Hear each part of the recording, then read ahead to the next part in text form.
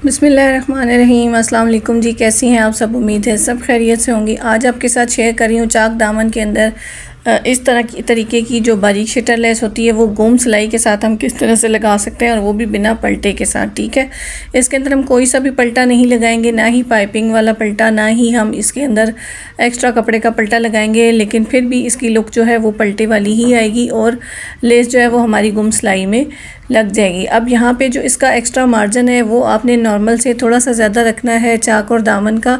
यहाँ पे ये देख ले, मैंने 1.5 इंच एक्स्ट्रा रखा है, आप 2 इंच भी रख सकती हैं। ठीक है, अगर आपके पास कपड़ा खुला है तो आप 2-2 इंच का यहाँ पे मार्जिन चाक में और दामन में रख सकती हैं। तो यहाँ पे मैंने एक्स्ट्रा मार्जिन थोड़ा सा ज़्यादा रखा है। अब इस तरीके से आप चाहें तो पहले इस्त्री की मदद से इसको इस तरह से देखिए, साइड की सिलाई मैंने लगाई हुई है, जहाँ से इस तरह से आप बाकी का जो मार्जिन है वो इस तरह से आप इस्त्री की मदद से फोल्डिंग करके एक तरीज़ बना लें। जो बिगनर्स हैं उनके लिए इस तरह से आसानी हो जाएगी, यानी कि एक सीधी लाइन आपके पास जो है आ जाएगी, जिसके ऊपर आपने फिर जो है सिलाई करनी है। ठीक है, तो यहाँ से सूती कपड़ा जो है वो उसको इस तरह से भी आप फोल्ड करके इस तरह से फेर लेंगी तो उसके साथ भी आपकी तरीज़ बन जाती है, जैसे कि अभी मैंने यहाँ पे तरीज़ बिठा ली है। अब यहाँ से जब आपने लेस को स्टार्ट करना है तो ये छोटी छोटी जो टिप्स हैं इनको आपने ज़रूर फॉलो करना है। मैं मुकम्मल तफसील के साथ आपको बताऊँगी कि इसके कॉर्नर आपने कैसे बनाने हैं, स्टार्ट कैसे करना है और एंड कैसे करना है। ठीक है, पूरा मुकम्मल तरीका आपको इतना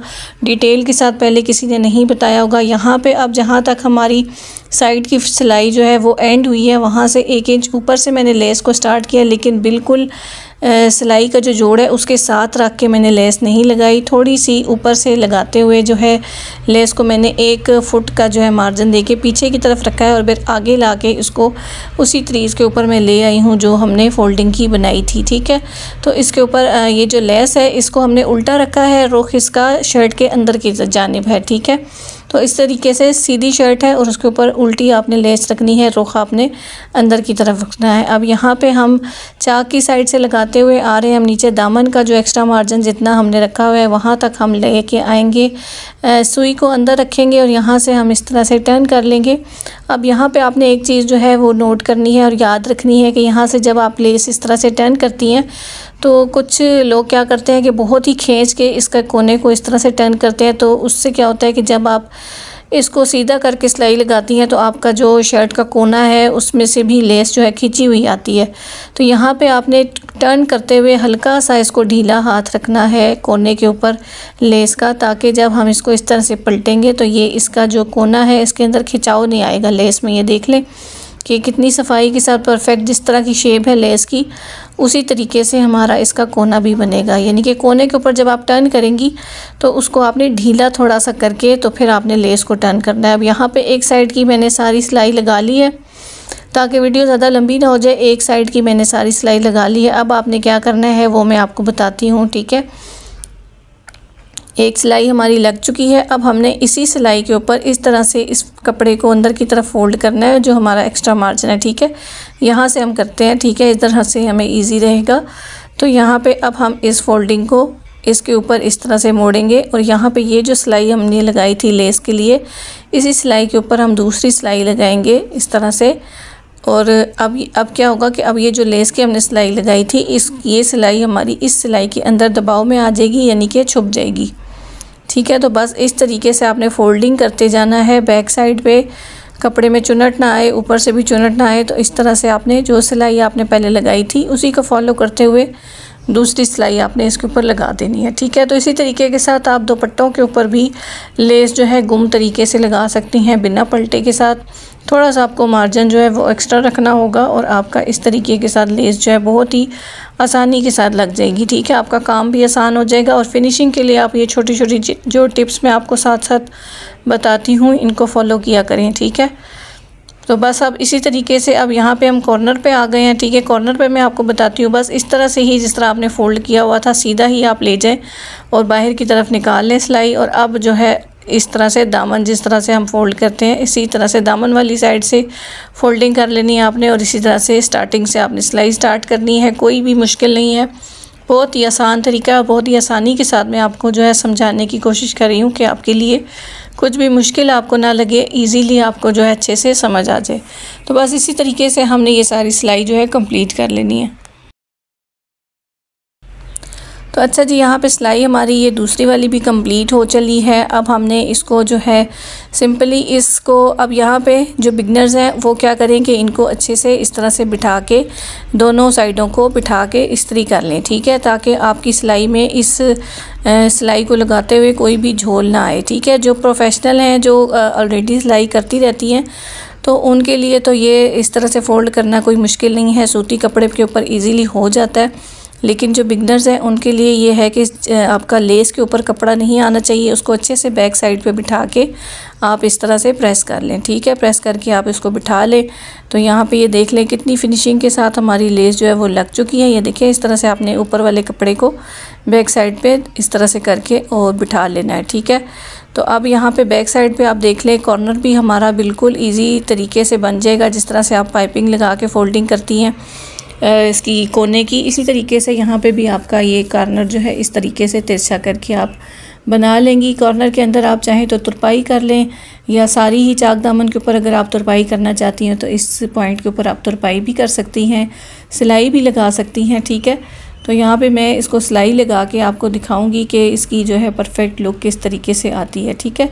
तो इस्त्री करने के बाद आप चाहें तो आप इसको सिलाई कर लें या तुरपाई कर लें। कॉर्नर आपके बहुत ही बेहतरीन तरीके के साथ जो है सफाई से बनेंगे। अब यहाँ पे मैंने चाक से जो है स्टार्ट की है फ़ोल्डिंग की सिलाई।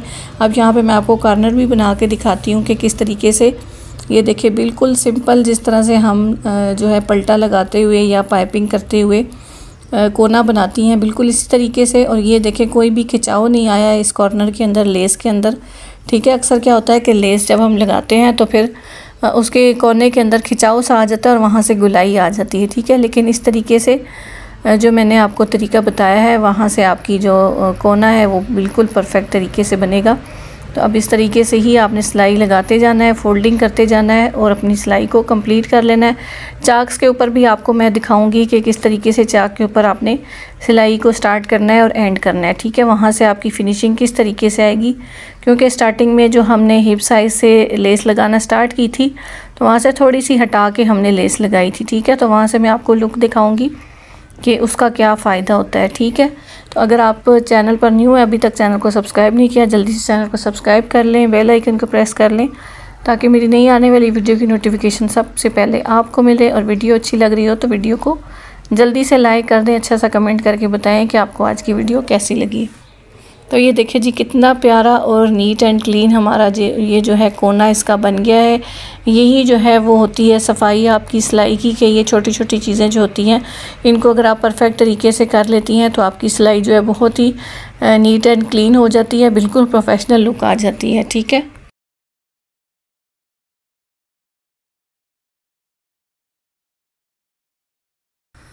तो अब यहाँ पे ये जी चाक वाली साइड पे मैं आ गई हूँ, ठीक है, फ़ोल्डिंग सारी करते हुए। अब यहाँ पे देखें स्टार्टिंग पॉइंट और एंड का पॉइंट यही होता है। यहाँ पे अब ये देख लें लेस को हमने थोड़ा सा पीछे रख के जो है लगाया था, और अब फ़ोल्डिंग में भी आपने इसी तरीके से ही जहाँ पे वो सेट आ रही है उसी तरीके से ही फ़ोल्डिंग करनी है, ठीक है। ये देख लें अब यहाँ पे एक लेस को दूसरी लेस के ऊपर इस तरह से अपोजिट एक दूसरे के आमने सामने ऊपर नीचे करके आपने इस सिलाई को जो है यहाँ पे एंड कर देना है, ठीक है। जहाँ से आपने स्टार्ट की थी वहीं पे आपने एंड करके उसको पक्का कर देना है ताकि जो धागे हैं वो हमारे ना खुलें। ये देखिए इस तरीके से परफेक्ट जो है हमारा ये हिप साइज से जो चाक की साइड होती हैं यहाँ पे भी मजबूती से लेस लग चुकी है। थोड़ी सी ऊपर से हमने पीछे करके रखी थी, तो जब सीधा हम करेंगे तो इसकी जो है लुक बहुत ही जो है सफाई के साथ आ जाएगी। तो बस इसी तरीके से हमने सारी फोल्डिंग कर लेनी।